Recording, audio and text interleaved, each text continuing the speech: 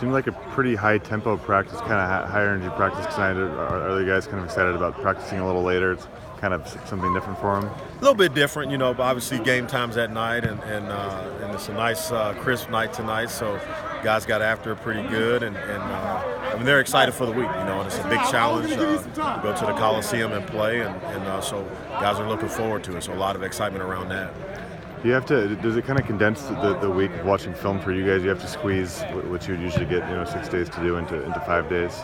You do, and it's not as bad as some have to do it, but we were able to condense some things down, combine them to get it today, and the guys have to do a lot of film study on their own to kind of catch up on the day, so to speak. Well, watching those guys this year compared to last year, the quarterback isn't as mobile and obviously not as experienced. What kind of changes for USC offensively with Daniels in there and a few of the key offensive guys graduated? Well, yeah, they graduated some guys, but I mean it's USC, so they got some next ones that step right in, and the back runs well, and the quarterback can throw it pretty good. So we got to do a great job of keeping them in the pocket and trying to collapse the pocket around them. They got some big offensive linemen that are athletic and that can move well. So we'll have our challenges in that sense, but we just got to play with low pad level and try to get a great takeoff and try to fill up those gaps and try to slow down the run game. Do you tend to bring more pressure, or do a few things differently, confuse a younger quarterback more when he just doesn't have the experience and hasn't seen as many pressures and blitzes? Well, I think you just kind of go with the flow of the game and how guys are playing.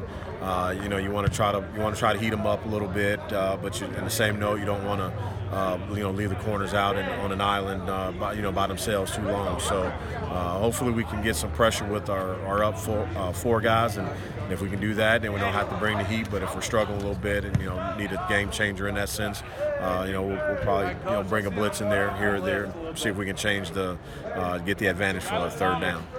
What do you make of their running back, Stephen Carr? He was kind of the secondary guy last year, but he's kind of emerged as their top rusher. Yeah, he's a good runner, and you give him a seam and he'll hit it, and he can get it over with. That's what makes him so impressive. But good hard runner. He's got some big guys in front of him that can move the pile and get some things going. So again, we got to make sure that we play with good low pad level to be able to match up with that. What have you seen from Taylor Comfort that is impressed so far this year? Just really, his overall work ethic. He's truly a hard hat, lunch pail kind of guy, and a guy that was a walk-on that earned a scholarship. You can't say anything but good things and great things about him, and to see him have success out there on the field for a guy that was getting ready to hang up the cleats and got one more shot at it, and we really appreciate what he's been doing out there for us as a leader as well as a player. How much can you credit the D-line for a few of those interceptions on Saturday, really bringing pressure and kind of forcing Gubu to kind of fling it up, and obviously it makes it an easier play for the guys back in the secondary? Well, it goes hand in hand, and the DBs are playing some good ball. They're covering up receivers.